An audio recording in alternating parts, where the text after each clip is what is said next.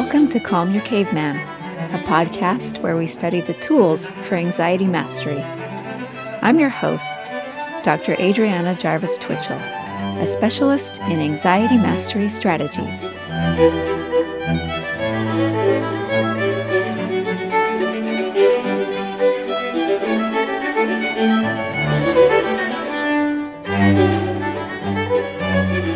Hi, thanks for joining me today. Welcome to the podcast. We're going to talk today about dealing with other people's emotions, which is something that can be really difficult. Relationships are all about dealing with the emotions of other people. And sometimes that can be really hard because emotions are contagious. We talked about this a couple of episodes ago. Why is it, though, that emotions are contagious? Well, we have mirror systems in our brains. And when somebody smiles or frowns, your brain will light up as if you were making the same expression, and without realizing it, you might copy their face or their tone. And that mimicry sends signals back to your body and can influence your heartbeat, your hormones, and your breathing. And suddenly you're feeling a little bit of what the other person is feeling. Our physiologies even sync up. When we're around other people, our heart rates and even our brain waves start to fall into rhythm. And there's an evolutionary reason for all of this. Catching each other's emotions helped our ancestors to survive. So, for example, if one person in the group spotted danger and felt a lot of fear, everyone needed to be able to feel it really instantly in order to react. And on the flip side, positive emotions like joy and laughter and relief helped with group bonding if we could share these emotions. So emotions are contagious because our nervous systems are social. We're wired to resonate with each other. But this isn't always helpful. I highlighted a couple of situations from an evolutionary perspective where it's helpful for us to mirror each other's emotions. But we've all had experiences where somebody in our family or somebody at work gets really angry, and we tend to just react with anger without even thinking. We just mirror their emotion, and then the situation becomes really unpleasant and it escalates. And maybe afterwards you wish that you had been able to just be more rational and calm and let the other person get upset without you getting upset. Or you might feel that you're surrounded by a lot of people in your social group who have a lot of fear and anxiety about the future. And you would rather not feel this fear and anxiety because you want to generate a challenge response instead of a threat response, like we talked about a couple of weeks ago on the episode When the World Feels Doomed. And you see why this challenge response would serve you better in your life and allow you to be able to work on the issues that are stressful in your life with more resources and enhanced performance. But being around a lot of anxious and fearful people, you tend to find yourself slipping into that anxiety. It's really difficult to differentiate and separate ourselves from this emotional contagion. But the good news is that emotion science teaches us how emotions actually work, and we don't have to always just mirror other people's emotions. We don't have to always just react and sync up with exactly the way that they're feeling in situations when it would be advantageous for us to have a different emotion. And this is because, as we've talked about from the beginning of this podcast, emotions are actually organized by your brain's appraisal of the situation, or in other words, the story that your brain is telling about how this situation is going to affect your concerns. Those questions that your brain asks and answers: how good or bad is this? Whose fault is it? And how will it develop? The way your brain answers those questions, unconsciously most of the time, automatically, instantly, often, is what organizes the emotions that we feel. But wait a minute. Which is it then? Is it that emotions are contagious, or that emotions are organized by our appraisals? They seem to be things that disagree with each other, right? If we're saying that other people's emotions will affect our nervous systems whether we want them to or not, or we're saying that you can generate your own story, your own evaluation of the situation that can give you an independent emotion. How can both of these things be true? Well, it's because emotions, yes, they are organized by our appraisals, but those appraisals, those stories that our brains tell, can be manipulated or influenced in one of two different ways. They can be influenced directly or indirectly. So how do we influence those stories directly? Well, we use strategies that target those stories. There's an indirect way, though, to influence our appraisals, and that is through changing some aspect of the situation that is being appraised. So, for example, let's say I'm camping with my friends. We're sitting around a campfire. We're laughing and talking and having a great time, and suddenly I look at my friend across the fire, and she's got a look of horror in her face. She's looking out over past my shoulder to something behind me, and she looks absolutely terrified. My brain unconsciously and automatically starts to think, oh, there must be some danger out there that is making her feel terrified. And so I very quickly switch from laughter and joking to fear myself, because there's new information in the situation. The situation is different than it has been before, and that's how it indirectly influenced my appraisal. But so we're going to be looking today at how to be able to experience this emotional contagion, but not just be controlled by it, not just react to other people's emotions with the same emotion in situations where it would be beneficial for us to have emotional differentiation, to have some independence in our emotions. So I'm going to talk to you about a way of thinking and a technique and a phrase that I use with my coaching clients that helps them to work on this. I'm going to give you 3 different examples. So a client that I'll call Emily had a recurring situation in her marriage where her husband, whenever he was getting ready to go out the door on time to get to some appointment or to work, or even more when he's going out on a trip and he's got to catch a plane or catch a bus or catch a train, that he would get very stressed, he would get very nervous, he would get irritated, he would be snappy, he would say things in a way that felt really rude to her. And she was really bothered by this. And she found herself just responding to him with some of the same, just being irritated, being rude, being snappy. And she didn't want to just respond in kind. She wanted to be able to have some differentiation in this situation. She didn't want to be commandeered by his irritation that seemed to happen over and over again every time he needed to go out the door. So I asked her to start telling the story, retelling the story, first of all, by starting it in a different way. To start the story by saying, once upon a time, there was an appraisal. Meaning, once upon a time, there was a story that was generated in the other person's brain about how the situation was going to affect their concerns. So once upon a time, her husband's brain was telling a story about how the situation was going to affect his concerns. And I asked her to start to think like a detective and start to try and figure out what that appraisal was, what that story was that her husband told. Our appraisals are really organized by those 3 questions. How good or bad is this? Whose fault is it? And how is this going to develop?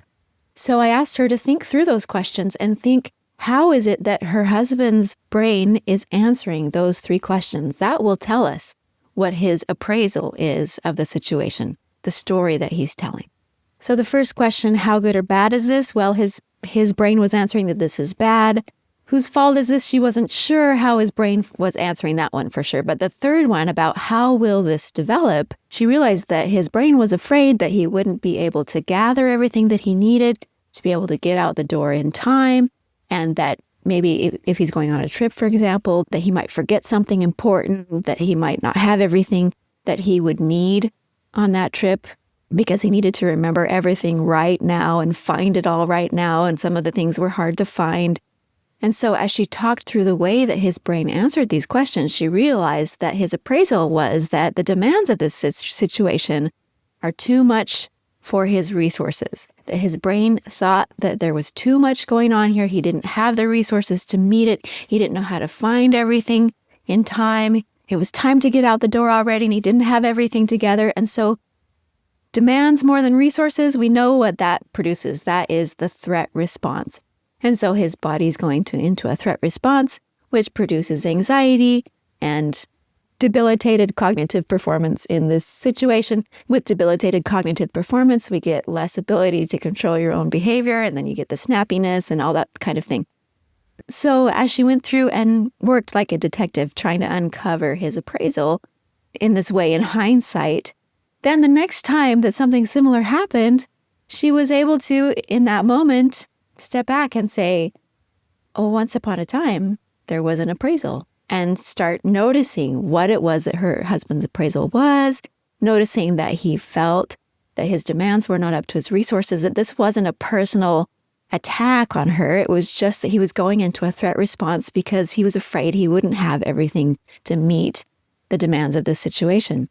And so in thinking this way, she was able to back up a little bit and not just react with irritation, but be able to maintain her own emotional stance, which was to be calm, to help where possible, and not be snappy and grumpy and irritated at him. Here's another scenario.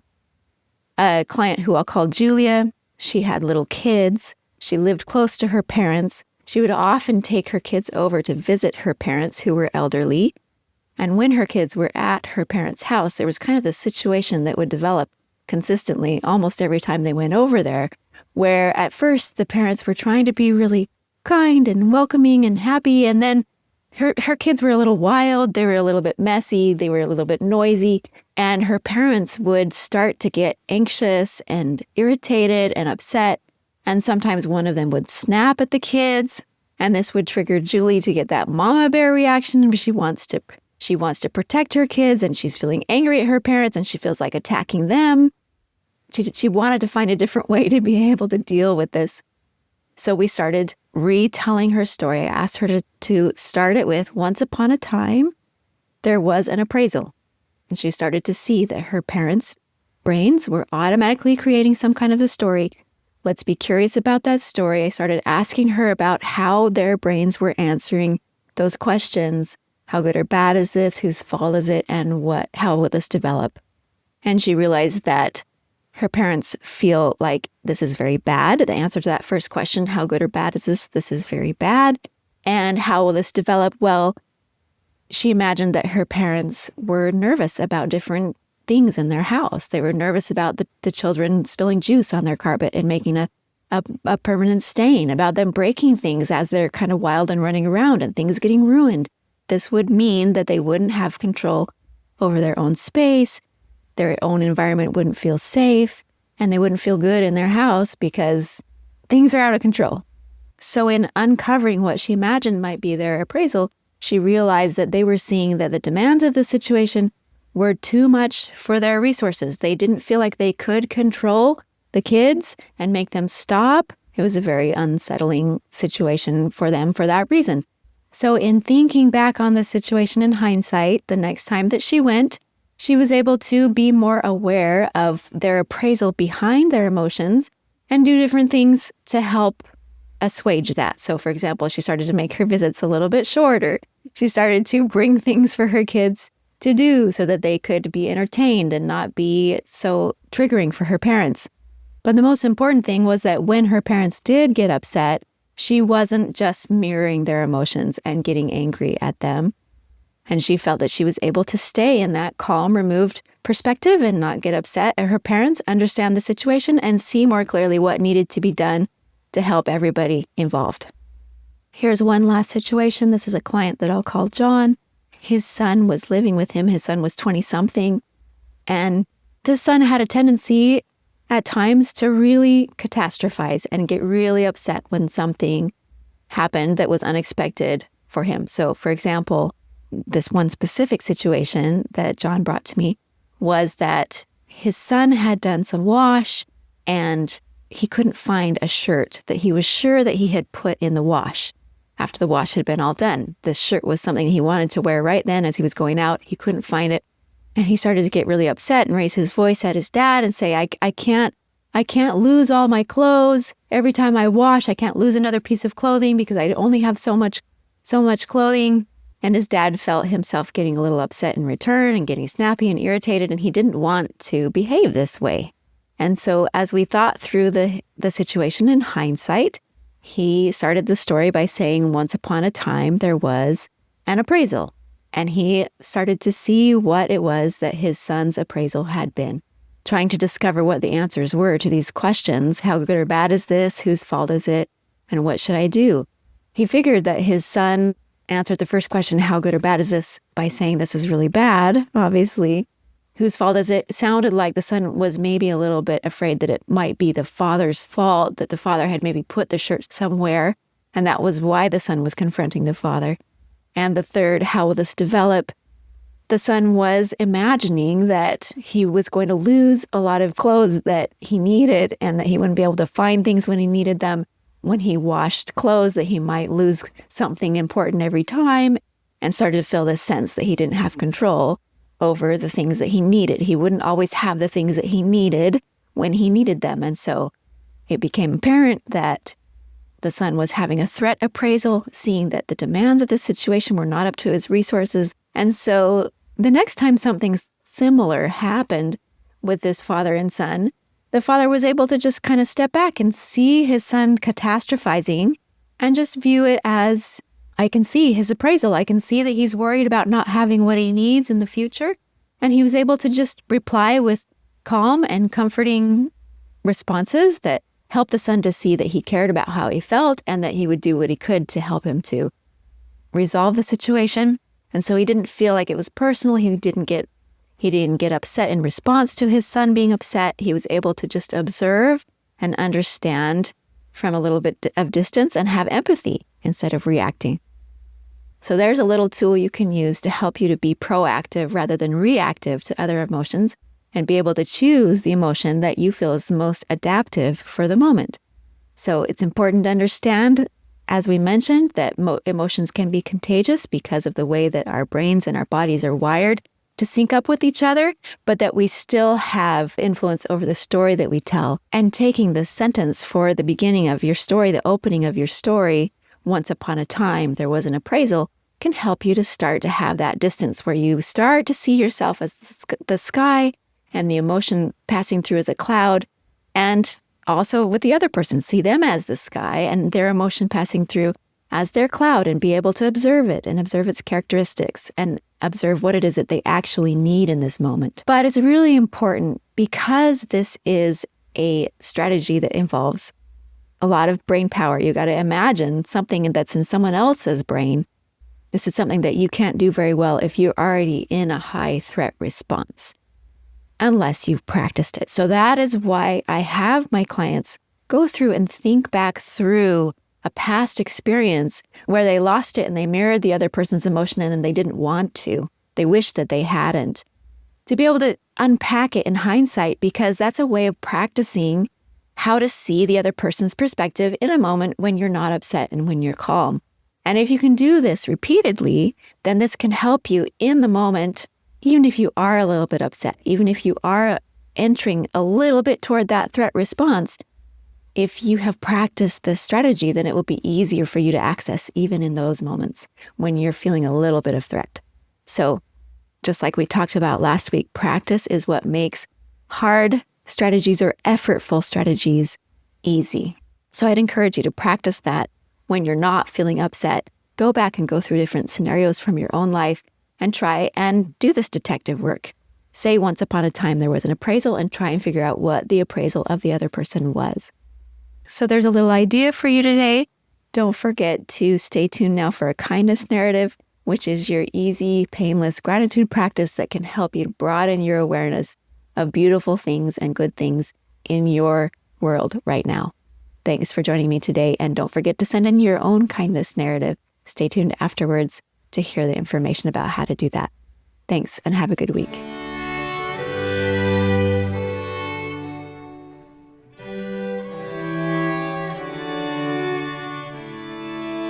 This is a written kindness narrative that was sent to me by email, so I'm going to read it to you.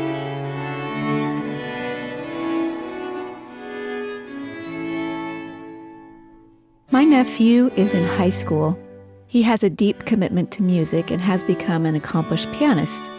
It has been a joy to watch this interest unfold and to get to meet the musician inside of him. I have a dear friend who is a professional pianist. She lives far away across the world, but I am very fortunate that she is part of a chamber ensemble that performs regularly near our home, so I get to see her a few times a year. These tours are always packed with rehearsals and concerts and visiting family and friends, so I treasure the moments when I can steal her away. I had been thinking for years that it would be great to connect the two of them, that she would be such an inspiration for him, but it seemed difficult to make it happen. And then this year, the stars aligned. She was coming to town, and he was available to come visit. I was so excited and began figuring out the details, and then, of course, I realized I was overbooked, and the plans started to collapse. It turned out that the only time they would be able to meet would be Saturday morning, sandwiched between concert and rehearsal in towns across the state. It seemed like too much to ask, but my friend understood how much it meant to me and suggested that they drive an hour to our house after their Friday night concert and stay over so they could be available first thing in the morning. The next day, my vision unfolded just as I had hoped. They discussed music over breakfast. She invited my nephew to play for her and showered him with affirmation and insightful feedback. And then, with all of her passion and intensity, she played for us a preview of the concert we would attend later that day. At the concert, my nephew was engaged. A part of him had become a part of the community of musicians there. That little spark was all because she had made space to connect. Such a simple gift and such a profound act of kindness to be fully present for others and to make them feel seen and appreciated.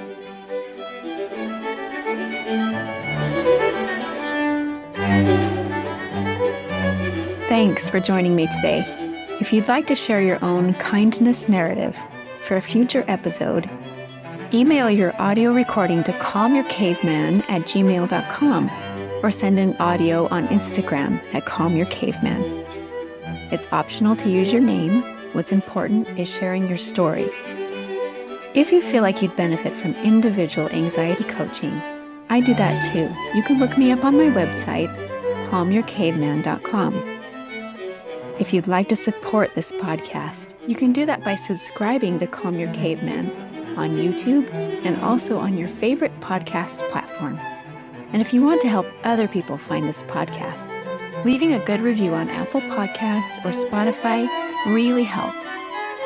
Thanks, and see you next time.